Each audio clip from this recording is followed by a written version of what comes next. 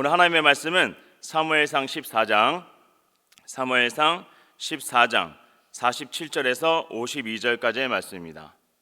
사울이 이스라엘 왕위에 오른 후에 사방에 있는 모든 대적 곧 모압과 암몬 자손과 에돔과 소바의 왕들과 블레셋 사람들을 쳤는데 향하는 곳마다 이겼고 용감하게 아말렉 사람들을 치고 이스라엘을 그 약탈하는 자들의 손에서 건졌더라. 사울의 아들은 요나단과 이스위와 말기수아요, 그의 두 딸의 이름은 이러하니 마단의 이름은 메라비요 작은 딸의 이름은 미갈이며 사울의 아내의 이름은 아히노아미니 아히마아스의 딸이요 그의 군사령관의 이름은 아브넬이니 사울의 숙부 넬의 아들이며 사울의 아버지는 기스요 아브넬의 아버지는 넬이니 아비엘의 아들이었더라. 사울이 사는 날 동안에 블레셋 사람과 큰 싸움이 있었으므로 사울이 힘센 사람이나 용감한 사람을 보면 그들을 불러 모았더라. 아멘. 본장은 사울의 업적과 그의 가족 관계를 적어놓은 호적 등본과 같은 것입니다. 요즘에는 호적 등본이라는 말을 사용하지 않더군요. 재적 등본이라고 합니다. 또 동사무소라는 말도 사용하지 않고 주민센터라고 그렇게 이름이 바뀌었더군요. 47절에 이렇게 기록하고 있습니다. 사울이 이스라엘 왕위에 오른 후에 사방에 있는 모든 대적 곧 모압과 암몬 자손과 에돔과 소바의 왕들과 블레셋 사람들을 쳤는데 향하는 곳마다 이겼고, 이 말씀을 통하여 알 수 있는 것은 이스라엘은 정말로 온통 사방에 대적으로 쌓여 있다는 것입니다. 하나님은 이스라엘 백성들을 살 곳을 고르실 때에 주위에 아무도 없는 뚝 떨어진 한적한 곳에 인도하지 않으시고 가시밭을 선택했다는 그러한 말입니다.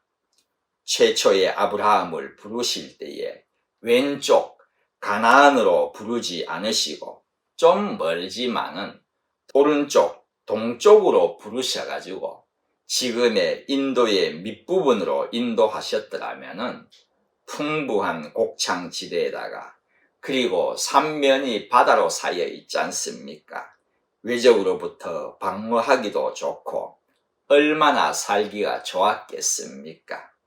그러나 그러한 곳으로 인도하지 않으셨다는 것입니다. 밑으로 남쪽으로 갔다간 아말렉에 치이고 오른쪽 동쪽으로 갔다간 모압과 암몬에 치이고 서쪽으로 갔다가는 블레셋에 치이고 북쪽으로 올라갔다가는 소바에게 치이는 그야말로 양사방이 적으로 가득 찬 곳에 경계를 정하셨다는 것입니다. 여러분, 이 땅의 경계라는 것은 하나님께서 정하셨다는 것을 알고 계십니까? 사도행전 17장에 이런 말씀이 있습니다. 26절 말씀입니다. 인류의 모든 족속을 한 혈통으로 만드사 온 땅에 살게 하시고 그들의 연대를 정하시며 거주의 경계를 한정하셨으니, 좀 다른 이야기입니다만 인류의 모든 족속은 한 혈통으로 만들어졌습니다. 아담을 통하여 온 인류가 태어나게 되었다는 것이지 않습니까? 피부색은 달라도 거슬러 올라가다 보면은 아담이라는 것입니다. 그리고 아주 멀고 먼 우주에 다른 어떠한 외계인도 존재하지 않는다는 것도 이 이유에서입니다. 먼 별에 아무리 물이 발견이 된다고 할지라도, 심지어 공기가 발견이 된다고 할지라도 거기에는 우주인이 살고 있는 것이 아닙니다. 여기저기에 우주인이 나타났다, 외계인이 나타났다, 속지 마십시오. 사진 증거를 대더라도 넘어가지 마십시오. 한갓 마귀의 장난에 불과한 것입니다. 하나님은 우주를 만드신 분이시지 않습니까? 만약 외계인이 존재한다면 그들도 하나님께서 만드신 것인데, 그렇다면 성경에 분명히 기록을 하셨을 것입니다. 성경에는 아담을 만드시고 심히 좋아하셨다고 하셨는데 다른 우주인 만드실 필요가 없던 것입니다. 또 이 말씀으로 알 수 있는 것은 모든 나라의 경계는 정해져 있습니다. 하나님이 정하신 것입니다. 적들이 자신의 힘으로 아무리 쳐들어올지라도 하나님의 정하신 그 경계를 넘어설 수 없다는 것입니다. 모든 경계는 하나님이 정하셨습니다. 그러기에 하나님이 이스라엘 백성들이 주위엔, 사방엔 대적들을 두셨다는 것입니다. 왜 그렇게 하셨을까요? 그렇게 하신 것에는 중요한 의미가 있습니다. 왜 양사방에 적을 하나님이 두셨는지 그 이유를 한번 살펴보겠습니다. 첫 번째 이유는 나를 의지하라는 것입니다. 하나님을 의지할 때 아무리 사방에 적들이 있을지라도 걱정할 것이 없다는 것입니다. 오히려 그 가운데서 역사하시는 하나님의 능력에 더 기대가 되는 것입니다. 그러기에 우리에게는요, 사방에 적이 있는 것이 문제가 아닙니다. 오히려 하나님을 의지하느냐, 의지하지 않느냐가 더 중요한 것입니다. 여러분 앞에 너무 큰 문제들이 산더미같이 쌓여 있습니까? 내가 감당하기에 너무 높은 산이 앞을 가로막고 있습니까? 그 산이 높으면 높을수록, 문제가 많으면 많을수록 그래도 감사하시기 바랍니다. 두려워하지 맙시다. 하나님의 역사하심이 훨씬 더 크심을 경험할 수 있기 때문입니다. 저희들이 살아가면서 늘 평안한 날만 계속된다면 얼마나 좋겠습니까? 모두의 바람일 것입니다. 그랬다가는 하나님의 능력도 체험하지 못하게 된다는 것입니다. 저희들이 잘 아는 말씀, 고린도전서 10장 13절 말씀입니다. 사람이 감당할 시험 밖에는 너희가 당한 것이 없나니 과거의 일입니다. 오직 하나님은 미쁘사 너희가 감당하지 못할 시험 당함을 허락하지 아니하시고 현재의 일에도 그렇다는 것입니다. 시험 당할 즈음에 또한 피할 길을 내사 너희로 능히 감당하게 하시느니라. 현재와 또한 미래의 일에도 그렇다는 말씀입니다. 성도 여러분, 시험이 있을지라도 피할 길을 주시는 분은 하나님이십니다. 저희들은 그 길을 모르니 하나님께 열심히 늘 기도로 물어봐야 하는 것입니다. 하나님이 우리의 신앙의 성숙을 위하여 고난을 주신다는 것은 저희들이 참 잘 알고 있습니다. 그런데 만약 고난을 주는 존재가 피할 길도 주지 않고 이길 힘도 주지 않는다면 그것은 성도의 믿음을 키우려고 하는 참다운 고난이 아닙니다. 그런 것은 성도들을 망하게 하는 것이죠. 망하게 하는 것은 마귀가 하는 짓입니다. 우리 하나님께는요, 우리가 망하는 것이 결코 목적이 될 수가 없습니다. 두 번째로 이스라엘 백성들의 주위에 사방에 대적을 하나님이 두신 이유는 이기라고 두신 것입니다. 하나님은 이기기를 원하시는 하나님이십니다. 여러분의 주위에 장벽이나 장애물이 있으면 넘어가기를 원하신다는 것입니다. 하나님이 이기기를 원하신다는 것은 결코 하나님께서 보고하라는, 승리만을 보고하라는 것이 아닙니다. 우리의 약함을 아시는 하나님은 그냥 두면은 당연히 우리가 진다는 것을 아십니다. 그러기에 이기라고 하는 그 의미는 하나님께서 내가 도와주겠다는 뜻이 함축이 되어 있는 것입니다. 그러니 순간순간 하나님께서 저희들을 지켜보고 계시며 도와주시는 것입니다. 능히 감당하게 하시느니라 그렇게 말씀하셨습니다.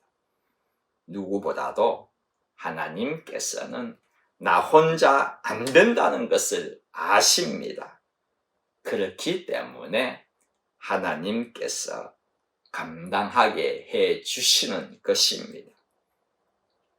사울은 이러한 주위의 나라들과 싸움을 할 때마다 이겼다고 기록을 하고 있습니다.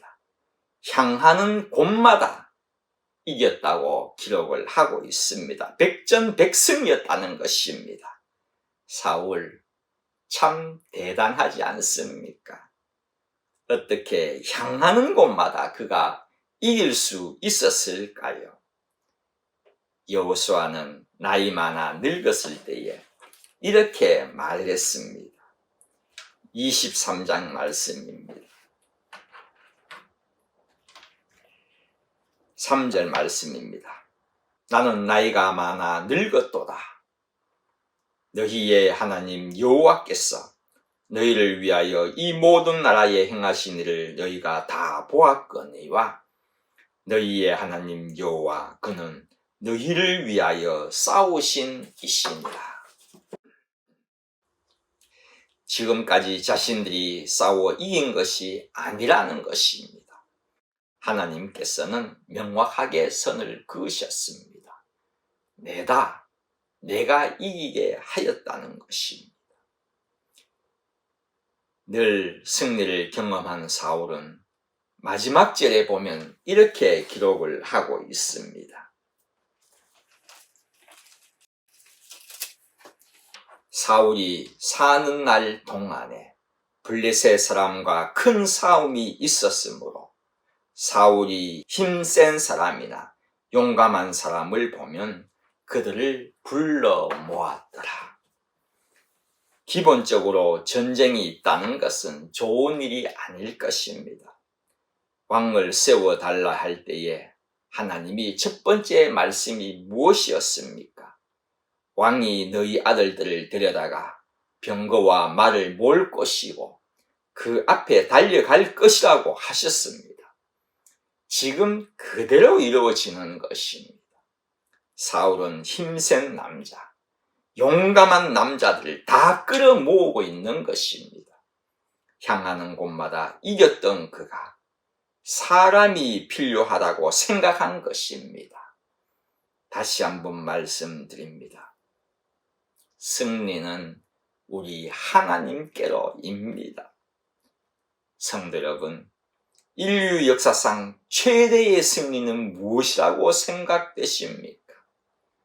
다윗과 골리앗의 싸움이라든지 태양까지도 멈춘 여호수아의 전쟁, 수많은 전쟁의 역사 가운데 여러 승리가 있지만은 최대의 승리는 죄악에서 이기신 십자가의 승리입니다.